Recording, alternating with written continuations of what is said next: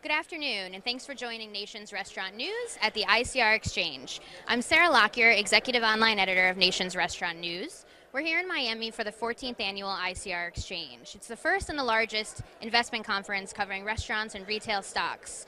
Today, I have with me Nicole Regan, hello, from PiperJaffray, Senior Equities Analyst. Nicole, in a recent note, I think it was just last week, you were very bullish about the restaurant sector. In fact, you called 2012 the year of the restaurant. Tell us what that means. With absolute conviction, we believe this year is the start of a cycle that's favorable for restaurants. And it's favorable in the sense that anyone that stopped eating out has fallen out. There's no one left to drop out. So we're back to a new normal, and now we can set the tone from here. That's excellent. A new normal. I like that. You talked also, though, about not everyone's going to win, right? There are some winners, and we won't call them losers. We'll call them not winners. So talk to us the difference between what will make a restaurant stock win today. Absolutely. It does come down to the value equation, which many companies define 5 pillars, the 3 legs of the stool.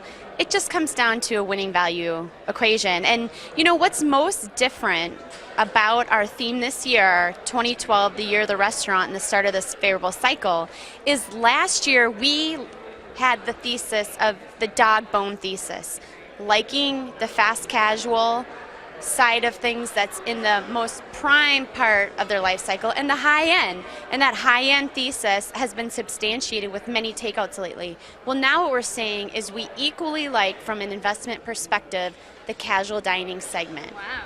That might be a first here, folks. Casual dining is back on the list. Talk to us actually a little bit more about that. So why are you comfortable with casual dining again?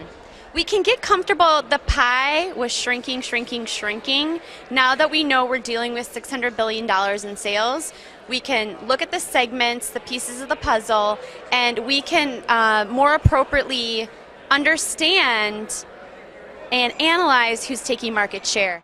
We also spoke a little bit about a new normal for growth. So Wall Street is very growth focused, right? Growth in units, growth in same-store sales. But in your recent report, you identified a new paradigm for what you consider acceptable growth for restaurants. Talk to us a little bit about that. Well, the beauty of that piece of our report is that it came from a proprietary buy-side or investor sentiment survey around IPOs. And the conclusion was that 14.5% is the average expectation from the individuals we spoke with for a company to be called a growth stock. Now, that is down. You know, that's down from 20% plus over the past decade.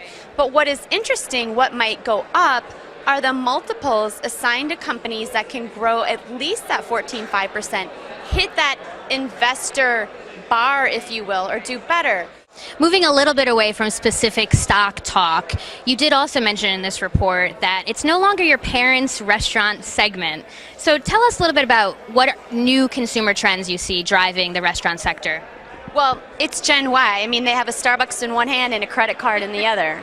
We can definitely credit the baby boomers with the health, robustness, and growth in the early 90s of casual dining, the legacy casual diners. Most of them have an apostrophe in their name. Today, consumers, Gen Y, are as big in number and spending power as baby boomers, but their value proposition is put together very differently. They take into account price, convenience, but they also take into account flavor profile. How do you treat your human capital? Where did the food come from? Is this a sustainably eco-friendly building? And so they will use casual dining, but perhaps not with the same frequency. That makes sense. It's a very different consumer. We see that in all the research and stories that we do as well. So Nicole, I really want to thank you. I appreciate your time. This has been great. And I'm Sarah Lockyer with Nation's Restaurant News, covering the ICR Xchange in Miami, Florida.